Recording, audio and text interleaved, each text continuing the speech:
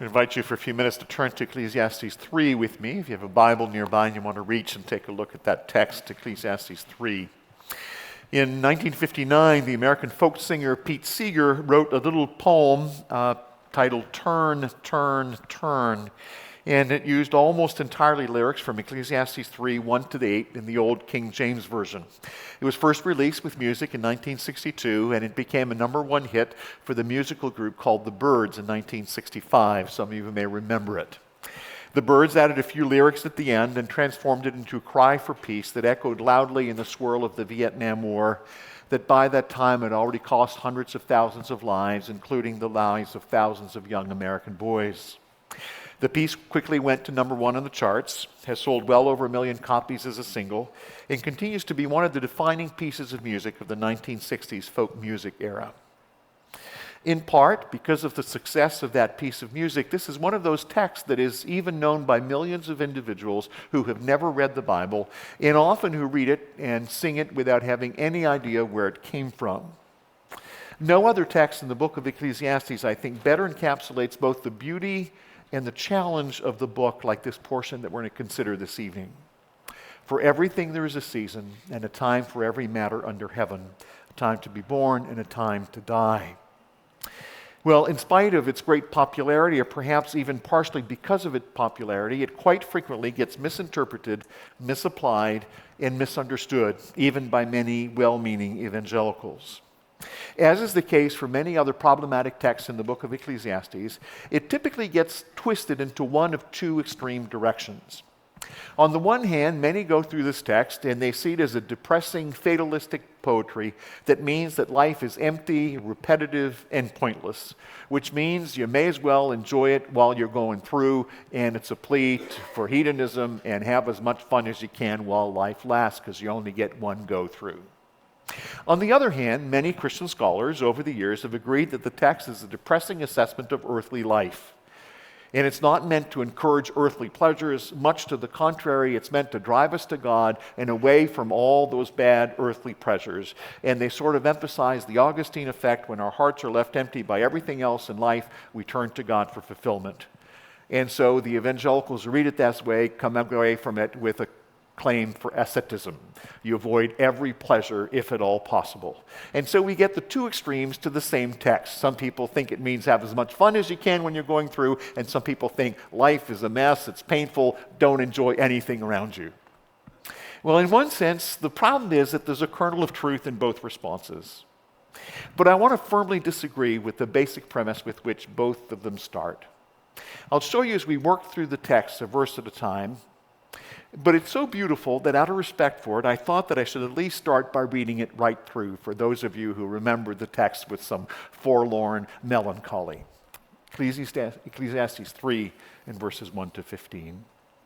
For everything there is a season, and a time for every matter under heaven, a time to be born and a time to die, a time to plant and a time to pluck up what is planted, a time to kill and a time to heal, a time to break down and a time to build up, a time to weep and a time to laugh, a time to mourn and a time to dance, a time to cast away stones and a time to gather stones together, a time to embrace and a time to refrain from embracing, a time to seek and a time to lose, a time to keep and a time to cast away, a time to tear and a time to sow, a time to keep silence and a time to speak, a time to love and a time to hate, a time for war and a time for peace.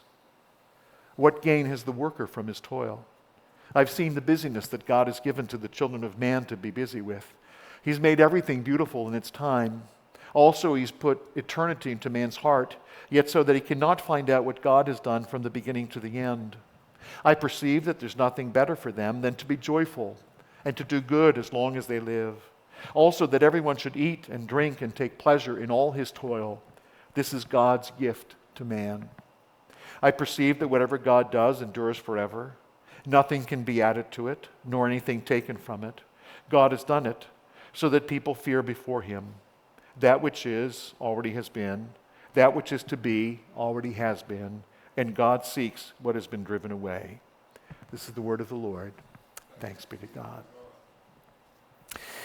Before we delve into the details of the text, there are three larger things that are misread and that I think lead to most of our misunderstanding about the text and its intention. And I want to clear up those three larger things before we begin the details of the text. And the first one occurs right in the start in verse 1. The book of Ecclesiastes repeatedly uses the phrase under the sun. In fact, that expression appears 29 times throughout the book. There's nothing new under the sun. I've seen this evil under the sun, that good people and bad people get the same fate. 29 times the writer uses this expression under the sun. And all of those under the sun texts tend to underline the apparent sense of futility, that sense of the vanity of earthly existence under the sun. The texts where that phrase occurs tend to be moments where the preacher is indeed wondering out loud about the futility and the value of life. But there are three texts, and this is one of them. There are three texts where the preacher speaks about what's happening not under the sun, but under heaven. Under heaven, not under the sun. So what's the difference? In the beginning of chapter 5, Ecclesiastes will emphasize that God lives in heaven. The sovereign God, who controls all and everything and everyone, lives in heaven. The repeated under the sun passages take a decidedly limited and restricted human perspective of what we see, what we hear, and what we experience and know here below in the world in which we live, on the earth, under the sun. Whereas the three under heaven passages are very, very different.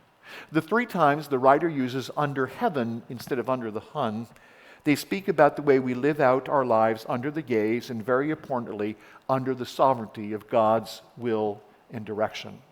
And we're going to see that working itself out in our text tonight. I often say that people think this is a poem about how we manage our time, but actually it's the reverse. It's a poem about how time manages us, and the one who manages time is God himself. So right from the start, I want you to notice that this is not an under the sun text like the 29 others. This is an under heaven text. This is about what happens under the sovereign will of God who is in heaven, who controls our lives. That's the first issue. In a moment, I want to get back to the second issue. I want to skip to number 3. Issue number 2 will work out in verses 2 to 8.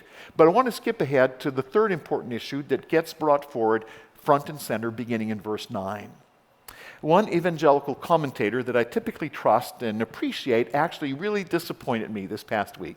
As I was going through the commentaries, and he started his commentary, and very surprisingly, as he began his comment on the portion that begins in verse 9, he referred to the curse of work and made a link back to the early chapters of Genesis. I came really close to sending him an email or a letter to tell him that he needed to reread the beginning of the book of Genesis. To refer to work as a curse is completely to misunderstand the beginning of Genesis and the narratives of the curse and the fall. Work existed before the fall.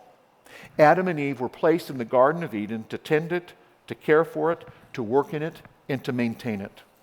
We have this incorrect impression that when they were placed in the garden, all Adam and Eve had to do was to sit back on their gazebo, relax, enjoy the sun, go for a swim in the afternoon, pick a handful of fruits and veggies for supper, and that was it. This is not what happened. Now, granted, after the fall, when the curse was given, work became harder, because creation was under the curse of sin and the ground began to produce weeds and other undesirable things that we have to fight with. But work existed before the fall. It was more pleasant work. It was easier work. It was beautiful work, but it was part of the beauty of the creation that God had made. We get the wrong impression that work started after the fall and that work will end when we get to heaven, where we're going to sit on clouds all day, relaxing, playing the harp, and reminiscing about the good old times down below. This is not what's going to happen. I hope I'm not discouraging you, but the scriptures are very clear that when we get to heaven, we will be working. Work is a blessing. Work is a gift. And incidentally, we are told repeatedly that God works. The Lord Jesus himself says, "My Father is working until now." He's worked from the beginning, he's working now, and he will work into eternity. We worked in Eden before the fall. We will work in the next life after the resurrection to a perfect creation where a good and fulfilling work will continue in tandem with God. But because we've got this incorrect perception that work is bad and it's a curse and it's terrible and it's awful, when Ecclesiastes 3 concludes with the statements about the work and the toil and the busyness that God gives us, we get the feeling that God is punishing us by giving us work. And He's not. How could He do this to us? How could God be so unfair as to give us work to do? Must be a punishment for our sin. That's not what the text is saying. The concluding thoughts of our text this evening is that in this sometimes challenging existence, one of the good gifts that God has given us is the blessing and the beauty of work and toil of our hands. And sometimes even the blessing and the beauty of work for its own sake. When nothing else makes sense, sometimes just the blessing and fulfillment of a job well done is its own blessing. During the French Revolution, the story is told of an aristocrat who was arrested for a couple of reasons. They decided not to behead him like they beheaded several of the other aristocrats, and he spent almost 10 years in solitary confinement. He was in the dark. The only human contact he had every day is that there was a little trap door in the bottom of the door of his dungeon that was open as they put in a piece of bread and a slice of meat and a couple other things he would survive on for the day. A lot of the others who were placed in solitary confinement for that long period of time literally went crazy. And he didn't. And when he came out completely sane, they asked him how he'd maintained his sanity. And when they arrested him, when they took him from his home, as he was leaving the bedroom where he's arrested in the middle of the night, he grabbed 5 hairpins from his wife's settee near the bed. And in the dark of the dungeon where he was, every day he gave himself a job to do. After he had breakfast in the morning, in the complete darkness of the dungeon, he would take the 5 hairpins and he would throw them in the air. And he would spend the rest of the day slowly, gradually finding the 5 hairpins, seeing how effectively he could do it. And every morning after breakfast, he took the 5 hairpins, he threw them up in the dark, and he found them. That was his work for the day. And he said that having work, having a purpose every day is what kept him sane in solitary confinement for 8 years when nothing else made sense. So the first issue is, this is not under the sun, this is under heaven. We're talking about the provision, the providence, the control of God, His sovereignty. The third issue is work that's going to appear in our text in the middle near the end. It's not a curse, it is a blessing. And the second larger issue that's misunderstood is the strange list of what appears to be opposites. A time to be born and a time to die, a time to plant and a time to kill, a time to heal, a time to break down. And we think that this is good and bad and good and bad and good and bad. That's not what the list is. As a country boy, there's another similar text that always gets a rise out of me when people misunderstand it.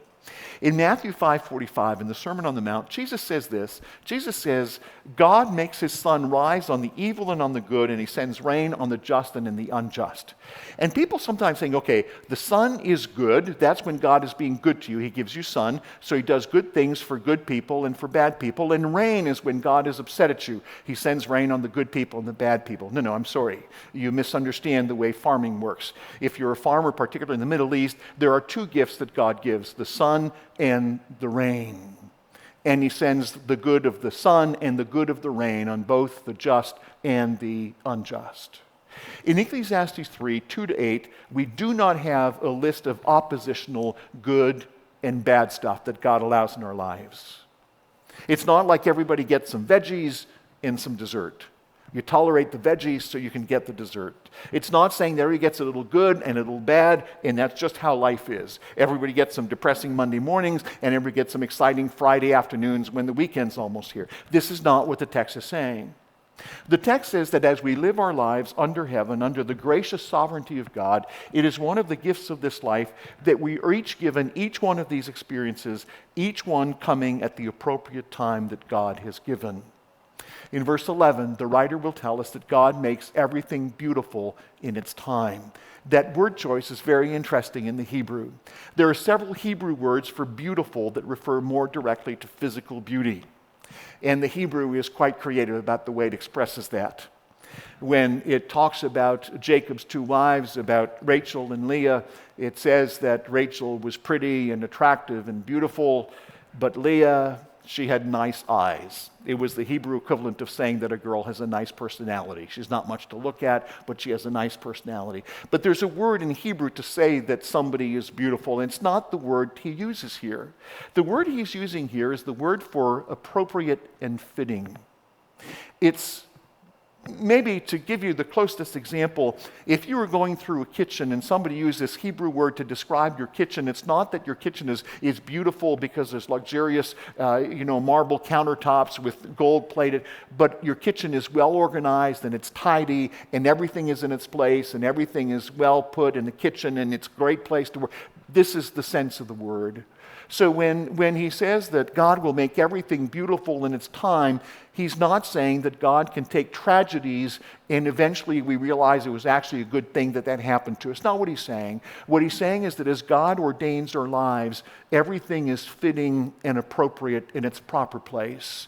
In the list that he's going to go through, the mourning and the dancing, the laughing and the weeping, the births and the deaths, each one of them will come at their fitting, appropriate time. I'm not a mechanic, so I want to tread very lightly here. But there's a piece in your car engine that always fascinates me. It's called the timing chain or the timing belt.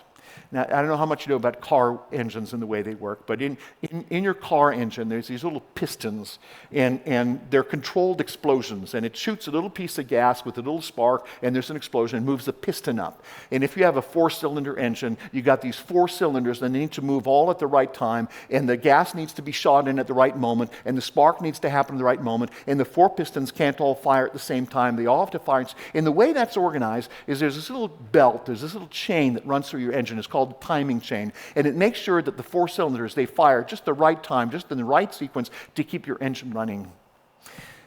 God, in Ecclesiastes 3, tells us about the timing belt, about the timing chain of our lives. In his providence, all of these events of your life happen at just the right time, at just the right sequence, at just the right moment.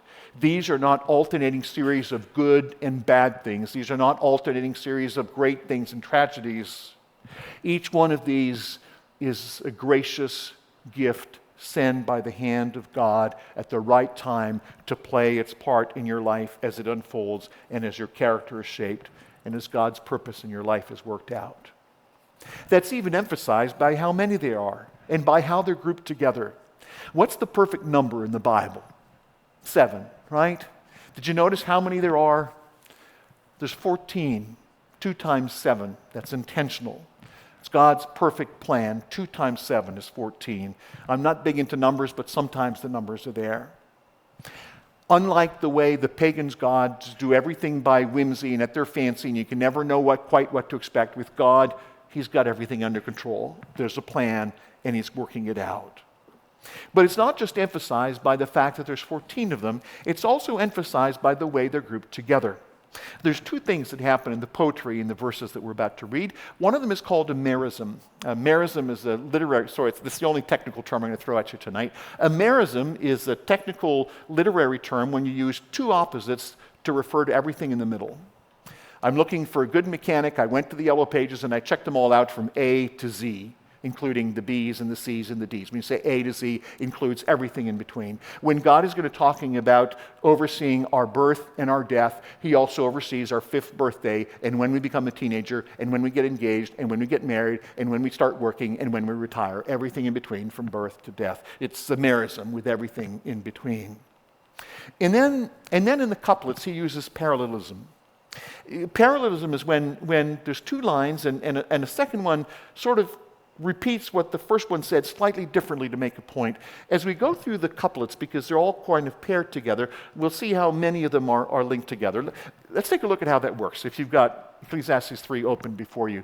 For everything there's a season, a time for every matter under heaven. Here's the first pair. A time to be born and a time to die, a time to plant and a time to pluck up what is planted. Taken alone, the first line seems to clearly refer to our human lives, and it certainly does that. It reminds us of God's appointed time for our entry into the world and for our departure from it.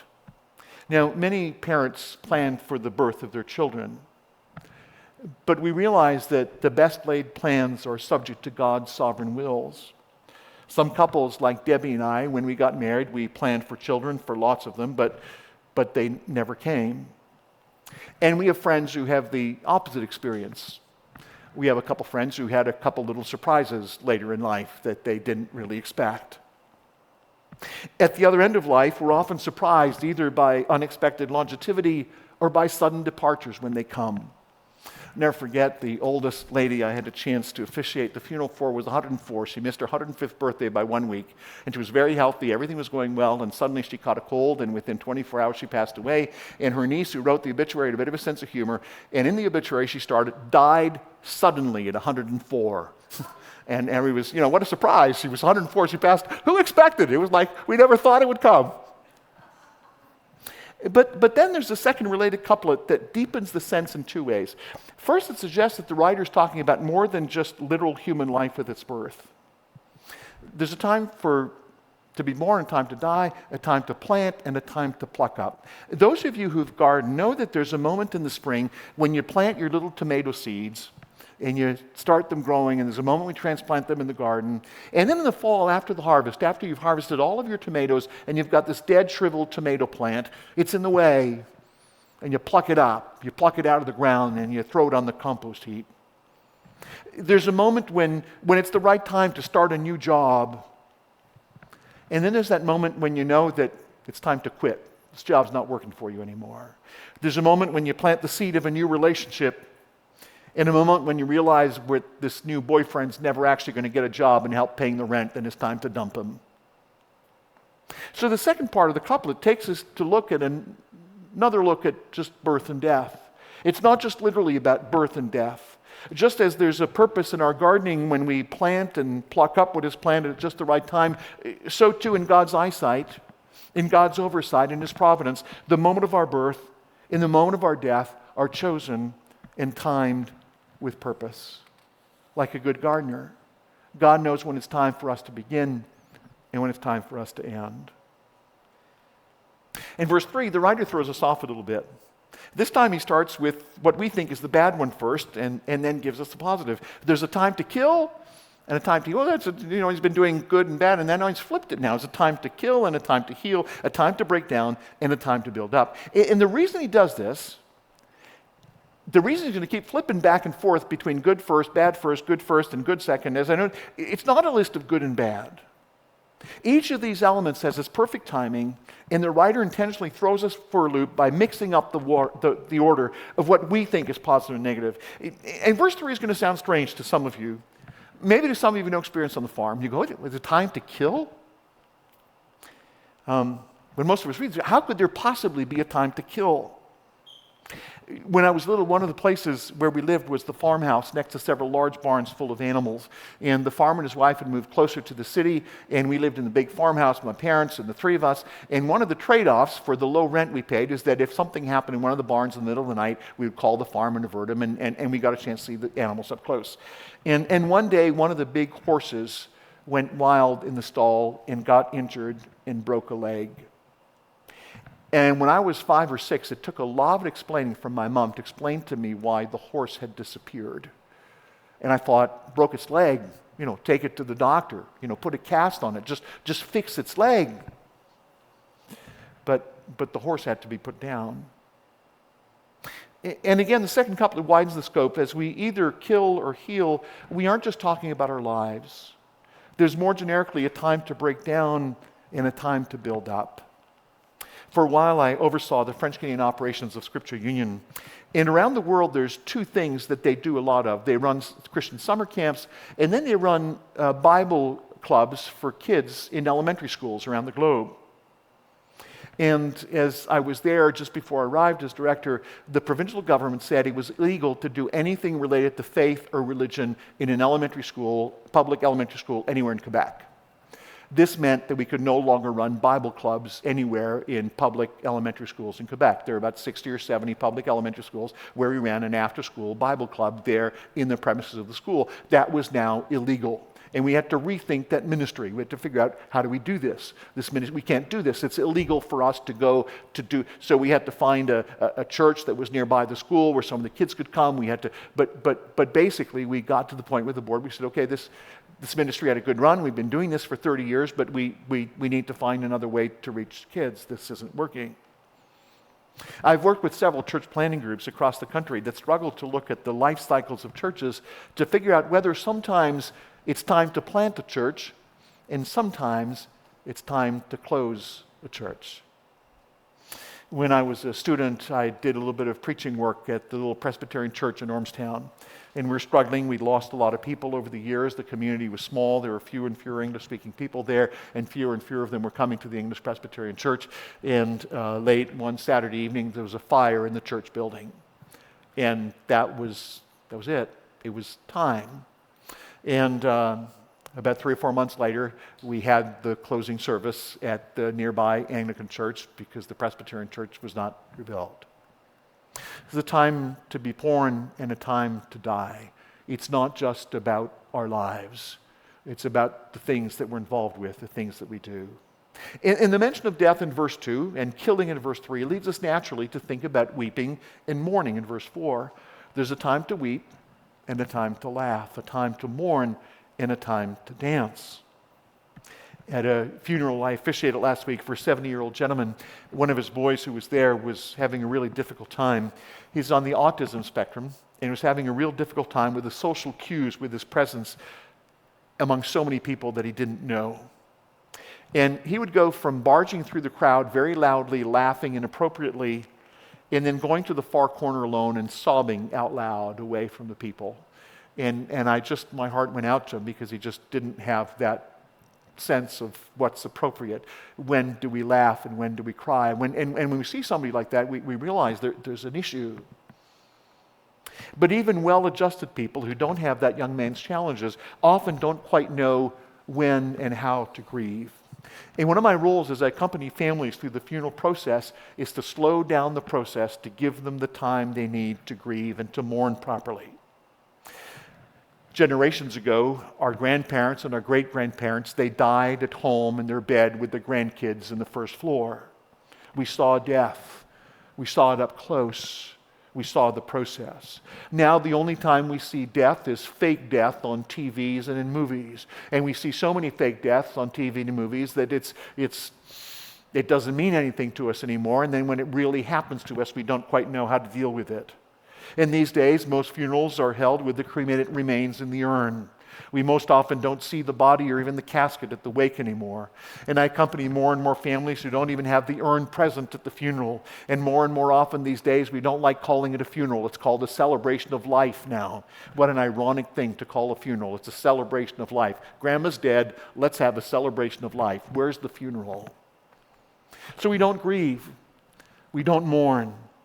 But we wake up 3 years later and we wonder where Mom went, or how come Dad isn't around anymore, because our hearts haven't turned the page the way they needed to.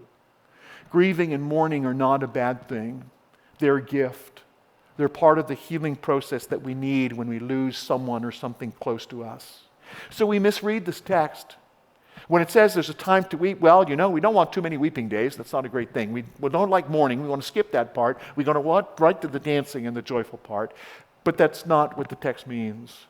Both the weeping and the laughing are gifts from God that we need. Both the mourning and the dancing are gifts from God. And we need both extremes of emotion and everything in between for healthy lives under the watchful providence of God in heaven. And then verse 5 is a little peculiar. There's a time to cast away stones and a time to gather them together. A time to embrace and a time to refrain from embracing. I always joke with people when I read this text that the preacher sounds like he knew COVID was coming. There's a time where you have to refrain from embracing. Maybe with this one it helps to have a little bit of experience on the farm. When I was growing up, still elementary school, the first job I got, the first thing I was paid to do, the farmer next door in the spring, when he prepared for planting, over the winter the earth moves up and down and there's stones that keep rising to the surface. And so every spring before planting, he would drive with the tractor with the flatbed trailer, go up and down and up and down and up and down the field picking the stones, and that was my job.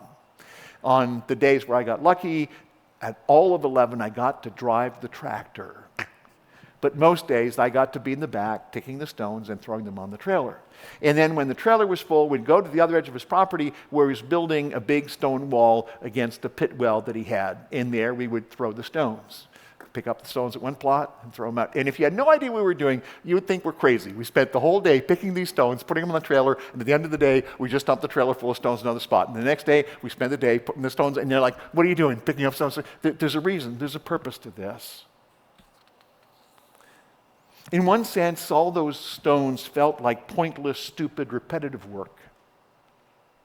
But there are times and moments in your life when you collect the stones. And there's moments when you throw them out. And there's times when there are people that you value, that you embrace, and that you hold on to. Your wife, who's been a little discouraged lately, and she sure could use a hug.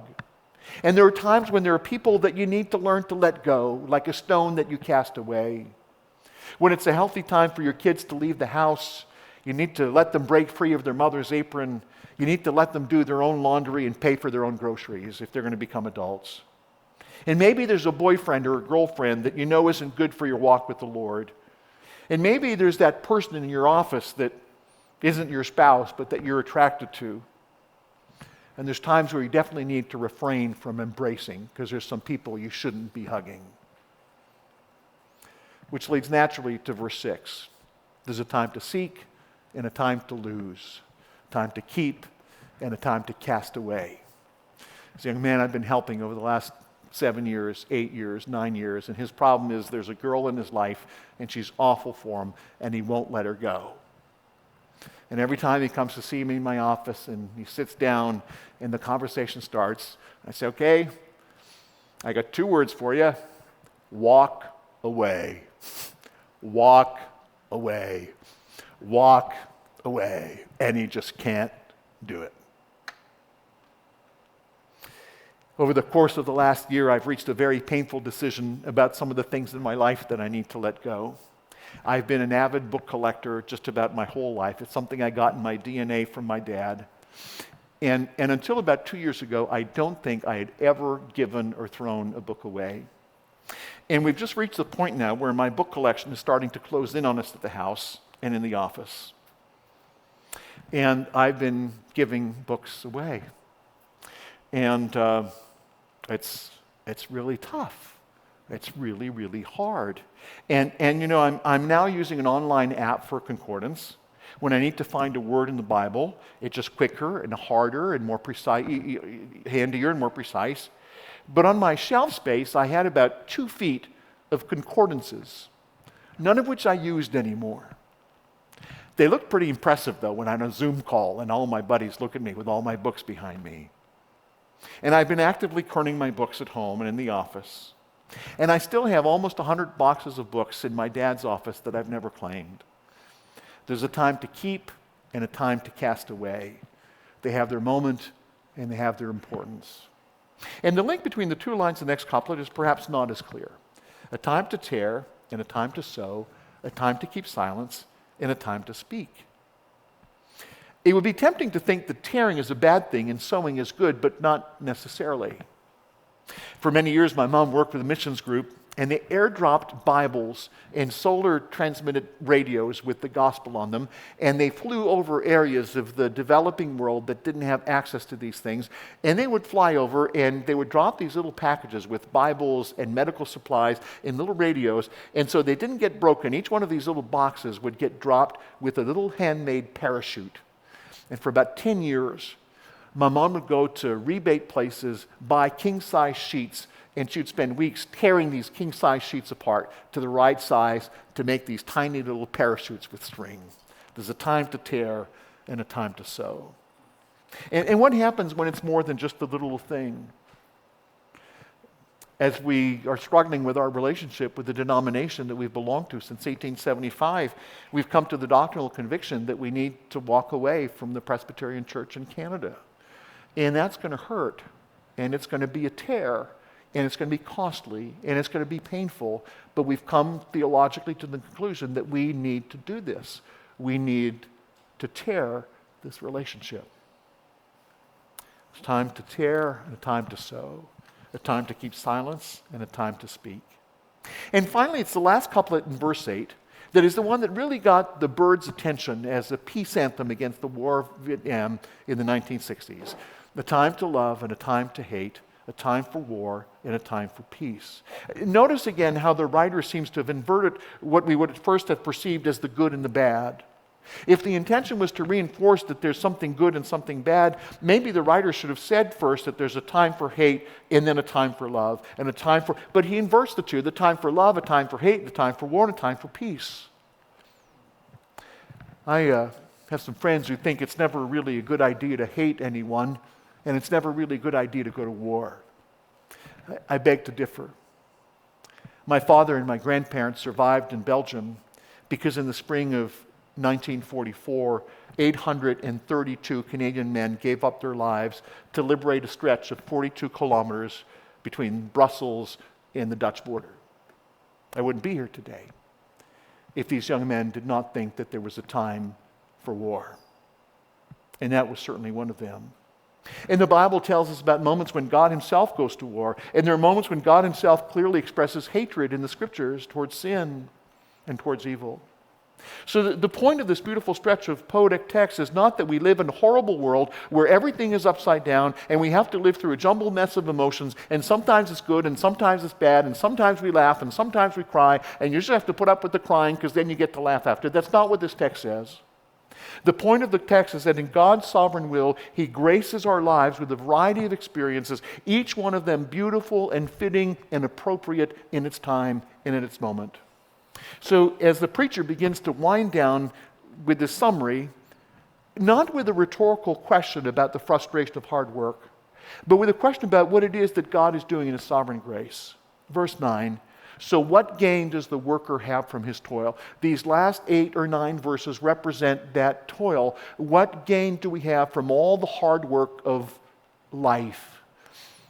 This isn't just about what happens Monday to Friday at the office from 9 to 5.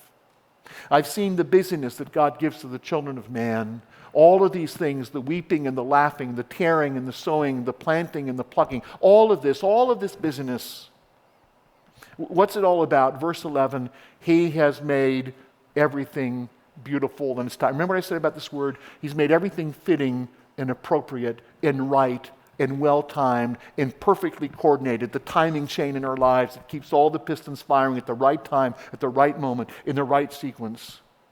But even as we work our way through the daily graces that God has provided, even as we sense in them the goodness of God, we realize that there's something greater, there's a bigger piece that we're not quite getting on. And so he says, also, even as we go through the day-to-day struggles of life, understanding that also, he's put the spark of eternity in our hearts. We understand, even as we go through the day-to-day grind of life with the ups and downs, the joys and the sorrows, the grieving and the rejoicing, the mourning and the dancing, as we go through all of that, we realize that there's a piece that we're not quite understanding. We're not quite in control. We don't quite understand everything that's happening.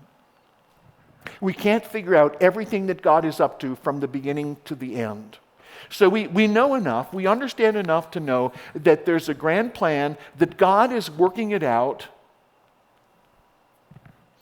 and we just go through the daily challenges that God assigns to us. So even though you and I don't understand all the intricacies of the grand divine master plan that God has, your role and mine is not to try and figure out what God's up to and to try and outsmart God. Your role, yours and mine, is to live the little daily pieces the way we're called to, with their mix of joys and sorrows. So the writer ends with another one of his carpe diem moments. There's about 5 or 6 times in the book of Ecclesiastes we're going to say, you know what, so what do we do? What's the point? Just today. You live today under the gaze of God. Carpe diem.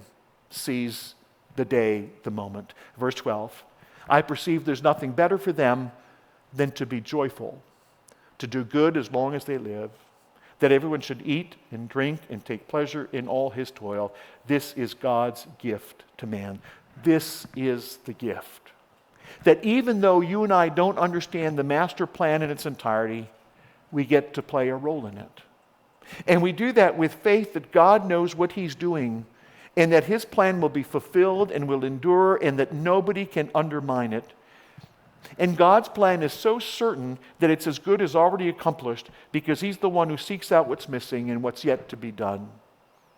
And more than that, God even intentionally seeks out the ones who feel lost in the process and feel like they're being driven away. Verse 14 and 15, I perceive that whatever God does endures forever. Nothing can be added to it, nor anything taken away from it. God has done it so that people fear before him. That which is has already been. That which is to be already has been. And God seeks what has been driven away. Do you remember the quote from Psalm 31:15? If I had to give you a summary of chapter 3 of Ecclesiastes, it would be that verse in Psalm 31:15. Remember what it said? My times are in his hands. There's times to grieve and time to rejoice. Time to work and time to retire. Time to be born, time to die. Time to plant, time to pluck up. Time for war, a time for peace. But they're in his providential hand. My times are in his hands. And it's a good thing because he knows so much better than I do. Father, we're grateful for the joys and the graces of daily life. There are things that we don't always understand. There are things that we question. There are moments where it feels like grunt work, like busy work, and we don't quite understand what the point is. But we realize that slowly, gradually, as you shape our character, you're making us into the people that we need to be. Father, as we thank you for the graces, for the ups and downs of life, for the moments of grief and the moments of joy, for the moments of weeping, the moments of dancing. Father, we see your providential hand in all of this. We're grateful that our times are indeed in your sovereign hand. Amen.